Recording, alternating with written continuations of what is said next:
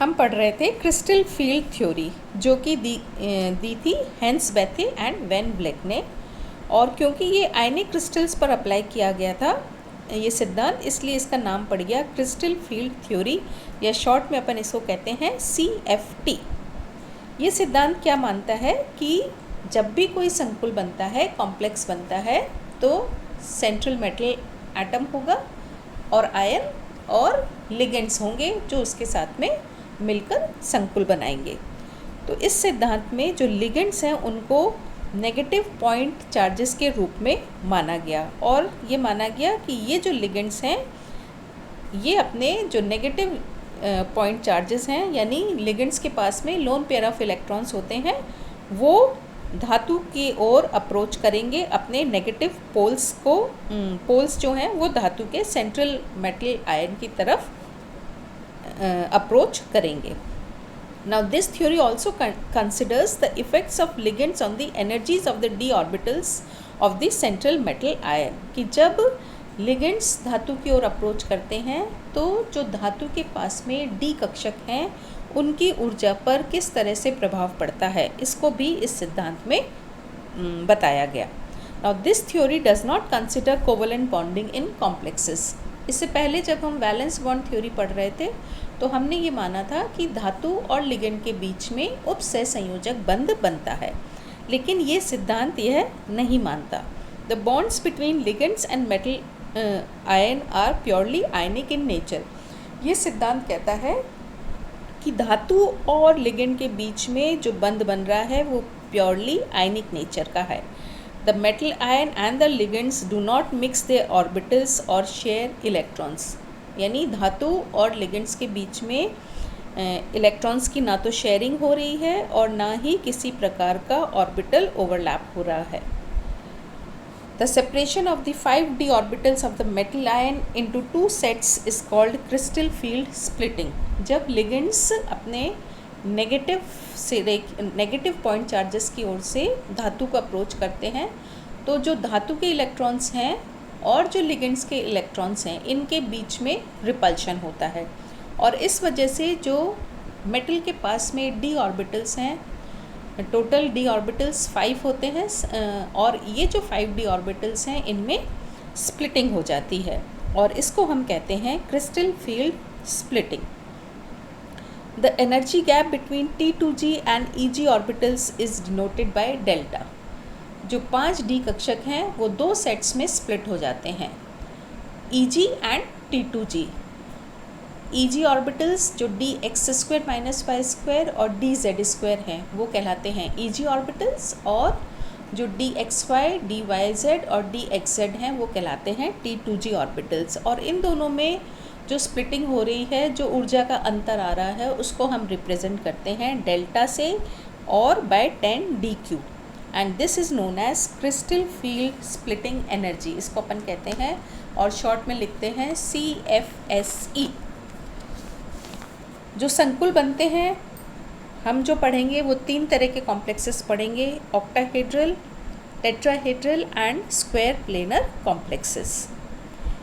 In octahedral splitting हम जो लिखते हैं EG और T2g जो अपन लिख रहे हैं, लेकिन जब टेट्राहेड्रल कॉम्प्लेक्सेस बनते हैं तो हम इनको instead of EG we write E and T2g की जगह हम लिखते हैं T2। ऐसा क्यों? क्योंकि जो ऑक्टाहेड्रल कॉम्प्लेक्सेस होते हैं उनमें तो सेंटर ऑफ सिमेट्री होता है, इसलिए उनको EG और T2g लिखा जाता है।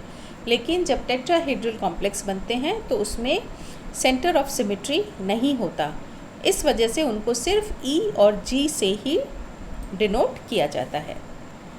Energy of EG orbitals is increased by 3/5 delta O and energy of T2g orbitals is decreased bye 2/5 delta O। After splitting the electrons, we have a tendency to occupy first the orbitals of lower energy। जब भी इस तरह की splitting होती है D कक्षकों में तो electrons जो है वो जो लोअर एनर्जी वाले डी ऑर्बिटल्स हैं उनमें इलेक्ट्रॉन्स चले जाते हैं, और इस वजह से क्या होता है, जब कम ऊर्जा वाले डी कक्षकों में इलेक्ट्रॉन्स जाते हैं तो एनर्जी का एमिशन होता है, एनर्जी निकलती है। Thus the total energy released is called crystal field stabilization energy। और जो ऊर्जा मुक्त हो रही है, क्योंकि इलेक्ट्रॉन्स कम ऊर्जा वाले कक्षकों में जा रहे हैं, इस वजह से ऊर्जा रिलीज़ होगी, और ये जो ऊर्जा रिलीज़ होती है ये कहलाती है crystal field stabilisation energy, CFSE। And by knowing the number of electrons which occupy in T2G and EG orbitals, हम क्या कर सकते हैं, ये जो CFSE है इसकी वैल्यू भी कैलकुलेट कर सकते हैं।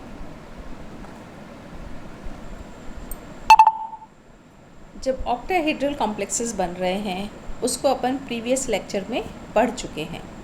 अब आज हम पढ़ेंगे कि जब टेट्राहेड्रल कॉम्प्लेक्स बन रहा हो तो किस तरह से d ऑर्बिटल्स की स्प्लिटिंग होगी।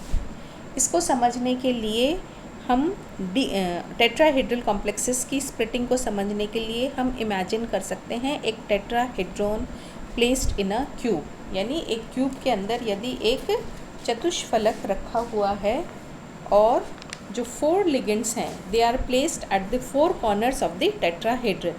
चारों लिगेंड्स जो है वो जो टेट्राहेड्रन है उसके चारों कोनों पर रखे हुए हैं, and they are located at the corners of the cube, at alternate corners of the cube. ये जो लिगेंड्स हैं ये क्यूब के ऑल्टरनेट कॉर्नर्स को ऑक्यूपाई करेंगे, तो ये जो ज्योमेट्री बनेगी ये कहलाती है टेट्राहेड्रल ज्योमेट्री, और इसके केंद्र में धातु आयन होगा।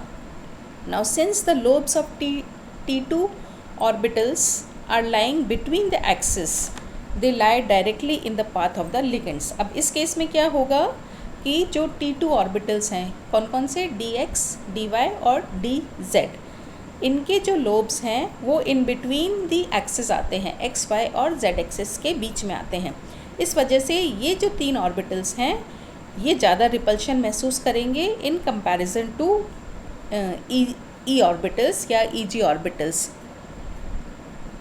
और क्योंकि ये ज़्यादा रिपल्शन महसूस कर रहे हैं इस वजह से ये जो कक्षक हैं T2 कक्षक, इनकी तो ऊर्जा अधिक हो जाएगी, जैसा कि आप इस डायग्राम में देख सकते हैं कि जो T2 ऑर्बिटल्स हैं XY, YZ और XZ, इनकी तो ऊर्जा अधिक हो गई, जबकि जो E ऑर्बिटल्स हैं उनकी ऊर्जा कम हो जाती है, dx² - y² और dz², और इन दोनों के बीच में जो ऊर्जा का अंतर है उसको अपन रिप्रेजेंट करते हैं delta T। T is for tetrahedral, संकुल बन रहा है इसलिए उसको अपन T से रिप्रेजेंट करते हैं, और 10dq से भी इसको अपन लिखते हैं। और ये देखा गया है कि जो डेल्टा T है that is equal to 0.45 delta O, यानी हम कह सकते हैं कि ऑलमोस्ट हाफ जो स्प्लिटिंग है अगर अपन ऑक्टाहेड्रल कॉम्प्लेक्स से कंपेयर करें तो ये लगभग आधा ही होता है, हाफ स्प्लिटिंग ही हो रही है। इसी वजह से अक्सर ये देखा गया है कि यहाँ पर जो पेयरिंग एनर्जी होती है उसकी value in comparison to delta T कम अधिक होती है। इस वजह से यहाँ पर मोस्टली जो कॉम्प्लेक्सेस बनते हैं वो कैसे बनते हैं, हाई स्पिन कॉम्प्लेक्सेस बनेंगे या जो है स्पिन फ्री कॉम्प्लेक्सेस बनेंगे, क्योंकि यहाँ पर इलेक्ट्रॉन्स को पेयर होने में अधिक ऊर्जा देनी पड़ेगी। इस वजह से अधिकतर ये जो कॉम्प्लेक्सेस बनते हैं ये हाई स्पिन कॉम्प्लेक्सेस बनते हैं या स्पिन फ्री कॉम्प्लेक्सेस बनते हैं।